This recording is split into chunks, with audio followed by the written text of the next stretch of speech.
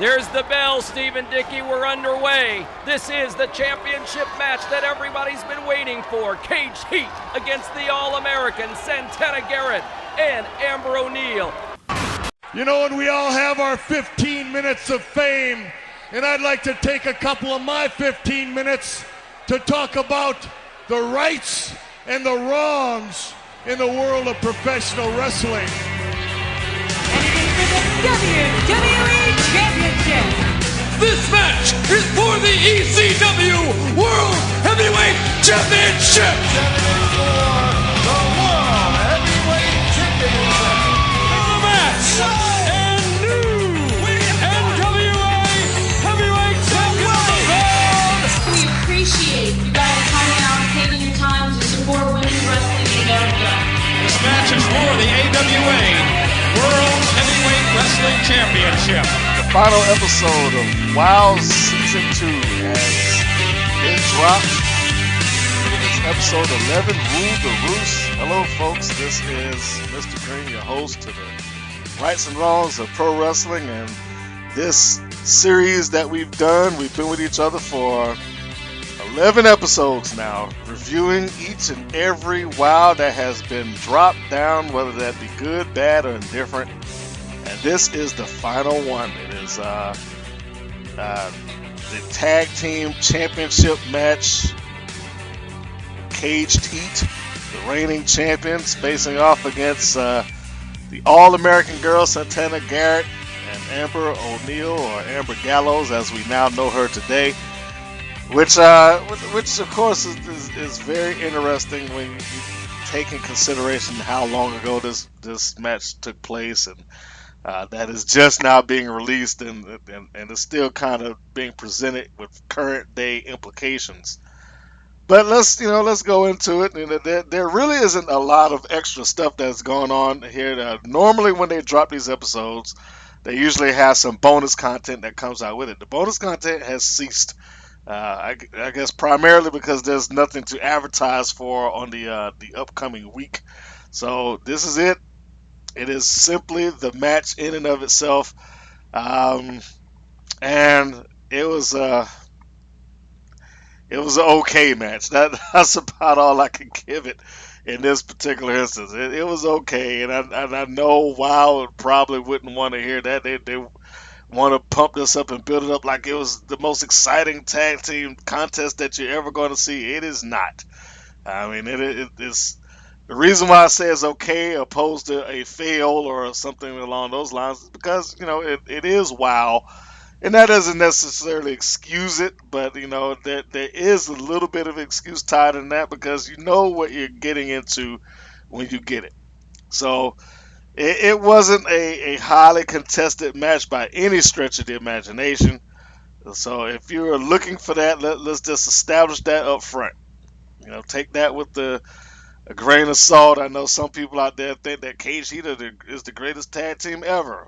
I find that somewhat laughable that that you have fans that legitimately feel that way. But I tend to believe that the fans that are in that category are a little underexposed as to the other tag teams that exist within women's wrestling. And let's be honest, there aren't a huge amount of tag teams within women's wrestling that stand out. But when you had teams like the Global Green Gangsters, the Kimber Bombs, Pain and Pleasure, the Smothers Twisted Daughters, the Rocket, well, formerly known as the Rockets, and others of that ilk, it gets hard for me to sit and say, oh yeah, I can see what you mean when you say Cage Heat is the greatest. It just doesn't jive too well. But anyway, let's go into the match. Of course, as I said before, this match was built up to be quite a big deal. They made this out like, okay, this is the main event of the night, although since these episodes release only one match per episode, there is no real reason to go into, hey, this is the main event. But let's take it in context of the commentary, is that the commentary seemingly is done or was done when they had every intention of selling this as a full-blown television show. And since it's not a full-blown television show, and they didn't redo the commentary, which I really don't see why they couldn't have. It's been 3 years. Uh, it is still presented as, all right, it's main event time, folks. So, and that's a small nitpick as far as the presentation here. WoW has always had great presentation. It looks good. They have, the pyro, the set design, and all that good stuff. I could have done differently with the music, particularly for the All American girls. It just didn't work, man. It didn't feel right for me. Now, I will say this is that WoW has spoiled this match a long time ago. I mean, when you went onto their Facebook page or you went onto their website in particular, a lot of that selling point of what they had was the All American girls walking around with the championship. So, I mean, it that right there told you initially, and I'm sure anybody that's listening to this has already been there.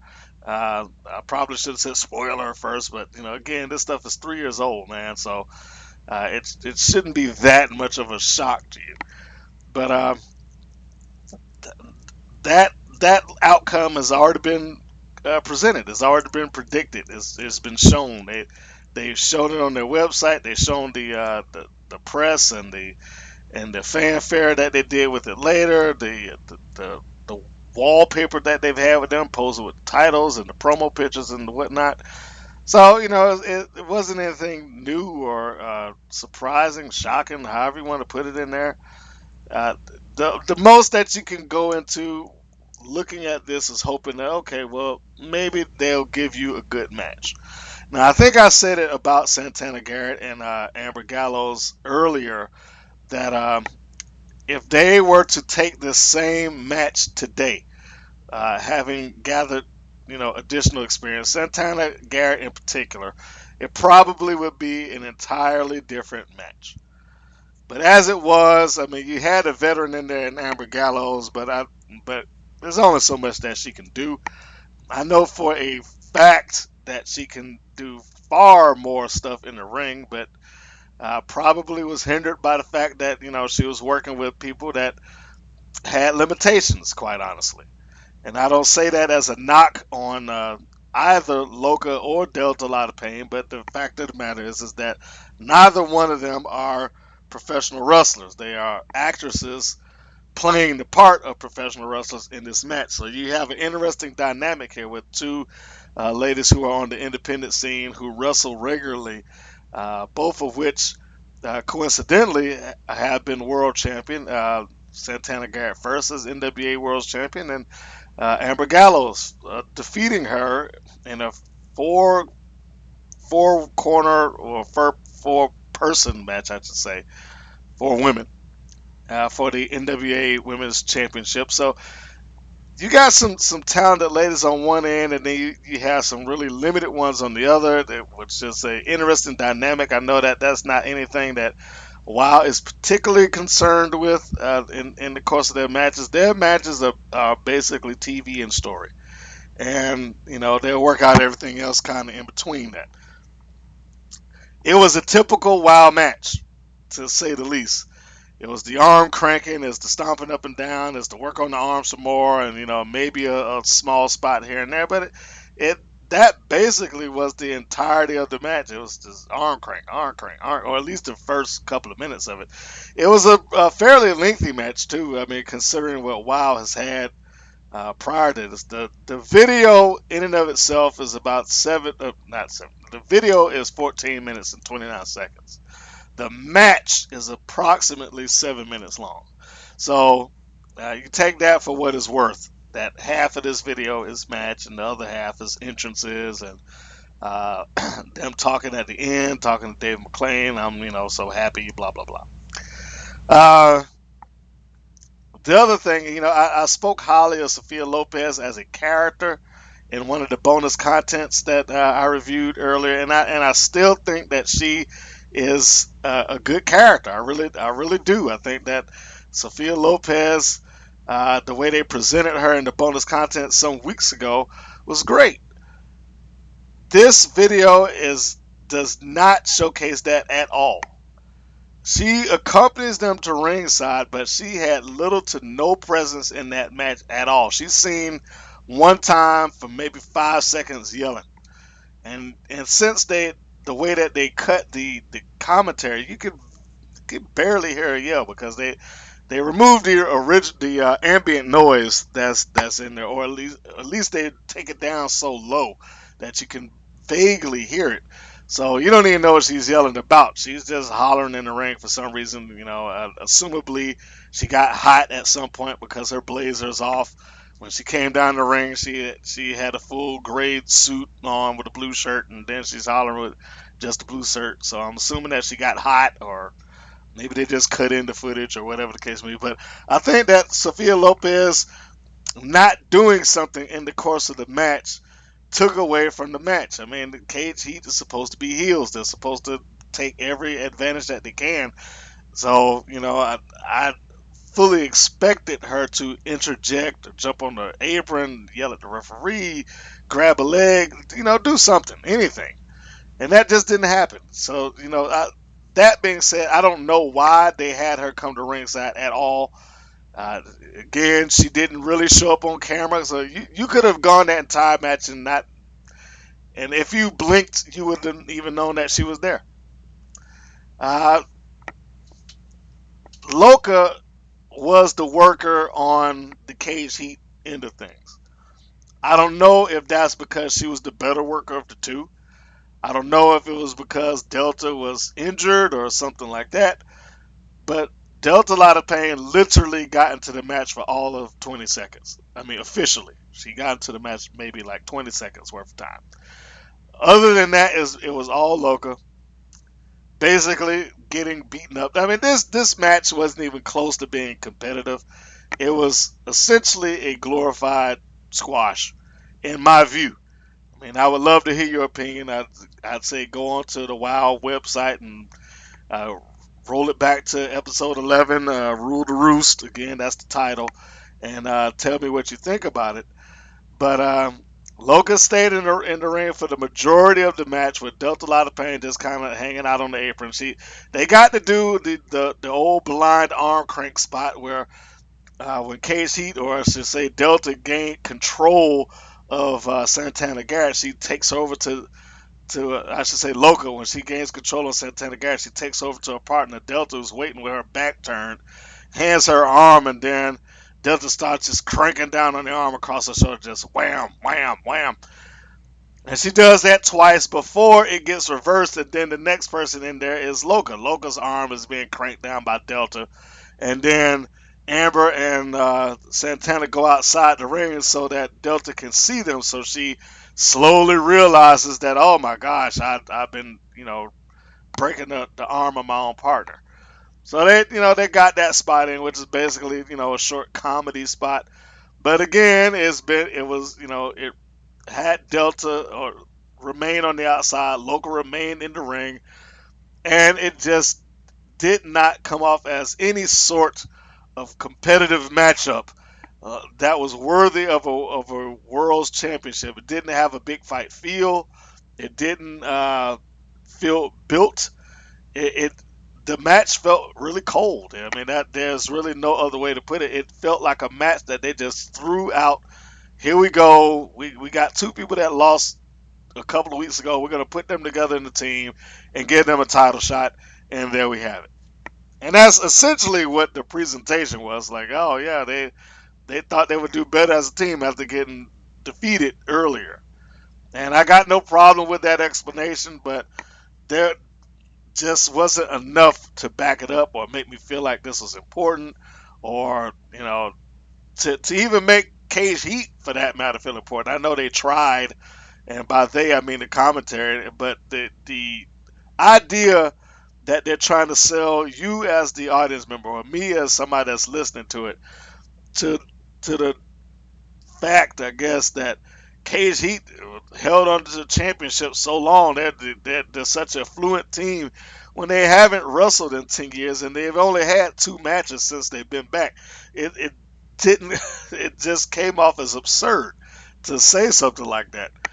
You know, he literally had a match against uh, the Bully Busters, and I think that was it.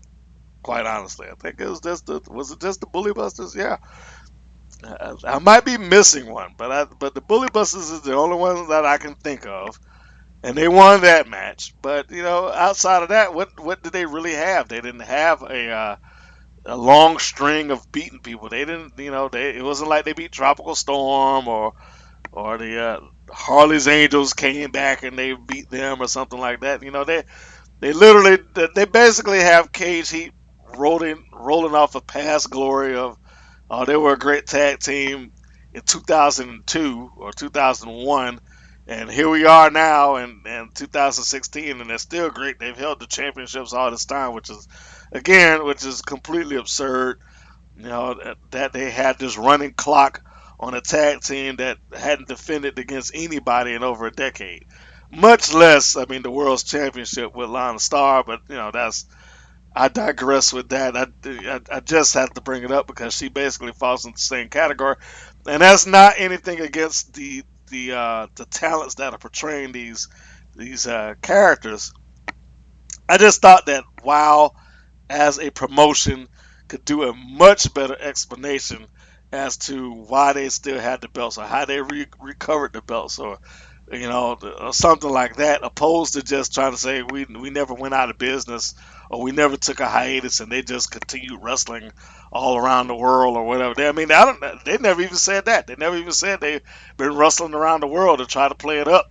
Like, oh, you might have seen them in the independent somewhere. That they never gave you even that bit of explanation. It was just they kept wrestling. End of story. So getting towards the end of the match, like I said, whatever brief tag they had, following that little blind arm crank spot, you got Loca and Delta who have words with each other to get into a shoving match, which results in a roll up on on Loca, excuse me, which almost results in the pin. Uh, Delta gets put out of the ring. Apparently, the fall is enough to keep her from getting back in somehow. And then it turns into Loca is now in this 201 match briefly, even though she was basically in a handicap match all through the thing because she only tagged out once. And like I said, when Delta came in, she tagged back out less than 30 seconds later. So now you got Amber Gallows and Santana Garrett both about to perform their finishers on Loca. Amber does the X Factor, that sit out face plant. Of course, on the WPN, it is known as the one in the chamber, as she's now a bullet babe. And then Santana Garrett gets the tag in. She does this springboard moonsault, which is really great execution. It's a fantastic move that she does. Probably the best move of the entire match. And once she hits that, it's 1, 2, 3, and Delta doesn't get in. Sophia Lopez doesn't make it in. No, you don't even see her complain about it when the match is over. They just kind of vanish. Cage Heat loses, and now you got the new tag team champions of the All American Girls, and David McClain comes in and gives them the quick interview of what this means to you, and uh, you must be so happy to have won these prestigious championships, and so on and so forth. So that was the match. I mean, it was really short. Uh, or at least, like I said, it felt short. It was 7 minutes, which is longer than the normal WoW match, but it just, it wasn't a lot to it. It wasn't a lot of meat to the match, is what I should say. It wasn't short, just wasn't a lot there. So there you have it. Easily not the best match of season 2 by any stretch. It was a C, maybe at best, and I'm giving it a low C. It's almost in D territory because, like I said, there's only so much that Garrett and Gallows could have done to try and carry that match to make it look reasonable. It was a very slow match. It was almost plodding at points. the selling points that the commentators are trying to do to make Cage Heat come off as this dominant team just came off as absurd, because I didn't see any of that out of Cage Heat.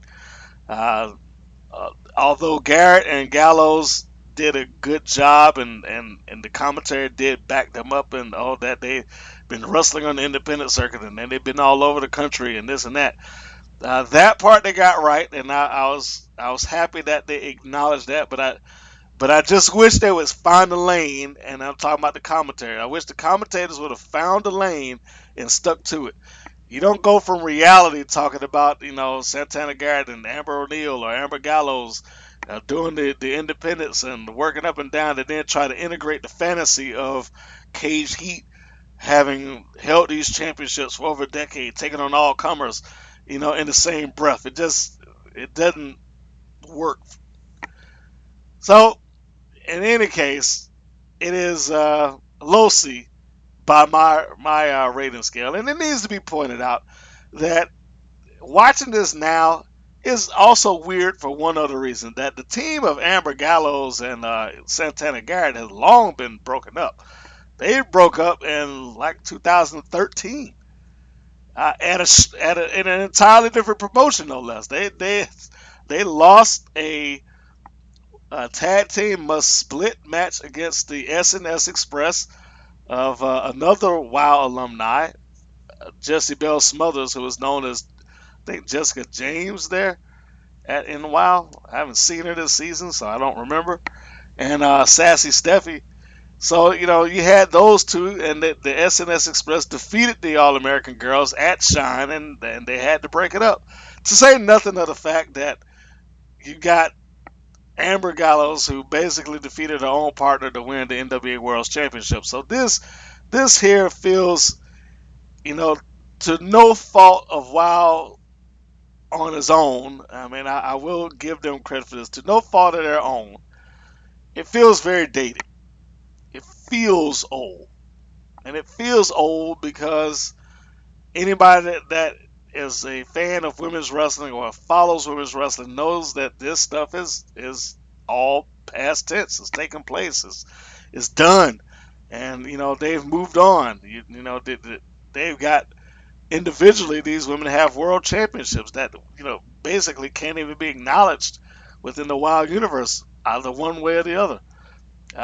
Amber, as I'm recording this right now, Amber Gallows is the champion. She is the NWA Women's World Champion. Santana Garrett is the Stardom Champion in Japan.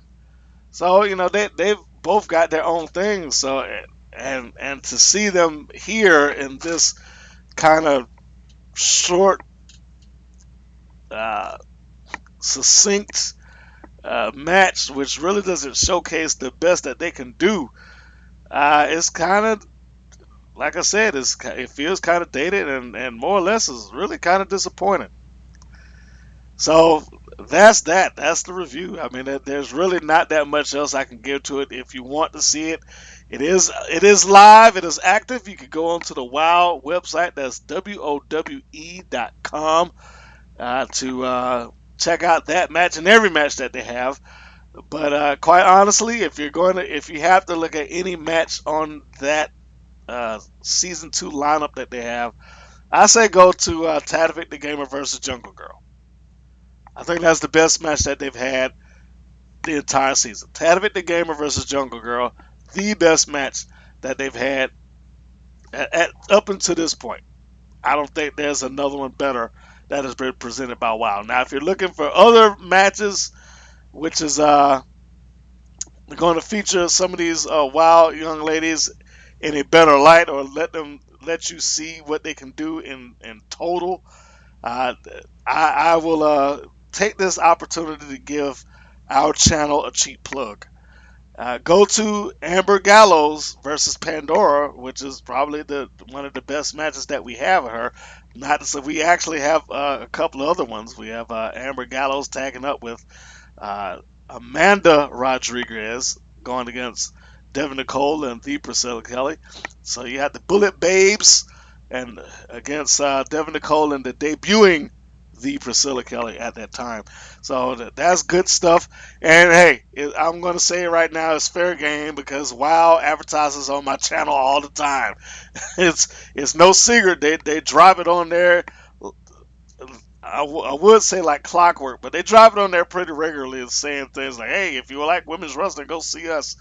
And, all that good stuff. So, uh, if it works for them, it works for me. And I'm not even advertising on their channel. I'm advertising throughout my own program here. So it's not like I'm doing anything wrong. I have every right to advertise for my own stuff. But I will also put this out there for anybody at WoW that may be listening to this review. I will say, if you are going to advertise and you're going to drop these things on channels like mine or Shimmer or Shine or whomever else, you may at least want to take the time and effort to change the wording up a little bit, because I never remove the comments that are made, but I know YouTube takes those comments and they assume it to be spam because you say it over and over and over again with the same exact wording all the time. And once you do it multiple times, it becomes spam, at least as far as YouTube is concerned. So take that in consideration. That's a direct piece of advice from the WPN, the Women's Pro Wrestling Network, to WOW, Women of Wrestling. So you guys take that with a grain of salt. Anybody that is listening to this right now, thank you for tuning in to the Women's Pro Wrestling Network in its various forms. Going into our website, WPNWrestling.com. We are now available on the Fight TV app. Big a round of applause for us. We have now brought our stuff to Fight TV. So we're looking to get some new stuff, original content that's going up for that. You definitely want to check them out. Fight TV app is free to download. So you want to go into either your Google Play Store or the iTunes App Store and download that, free to download. All the content on there is mixed content. There are pay-per-views, which you can get and stream into your television or connect to your television, provided you have a smart TV or Roku device, Xbox or PlayStation or something like that. And you will be able to find many wrestling promotions. You'll be able to find MMA, you'll be able to find boxing, you'll be able to find us, which is great. So that gives us another venue, another outlet to talk to you guys and provide you more stuff. So I'm excited about it. I'm excited. I'm excited to give these guys additional content from us and additional content for you. So that's it. Make sure you download the Fight TV app. Fight like you mean it. And that will bring this review to a close. Perhaps we will do a complete review of the entire season of WoW from start to finish. And that will put a nice bow on the entirety of the season 2 episodes. So until then, if you got to get your wrestling fix, go and browse our channel. We got some wrestling there for you. We got some good wrestling there for you. Make no mistake about it. And we will catch you on the next review or in the next episode of the Rights and Wrongs of Pro Wrestling with Mr. Green. Take care, everybody. Thank you for listening to the WPN's Rights and Wrongs of Pro Wrestling. If you have questions or comments, please contact us via our Facebook or our YouTube channel at the Women's Pro Wrestling Network. If you're new to the WPN, feel free to subscribe to our channel and like our page. We appreciate your support. Thank you again for listening.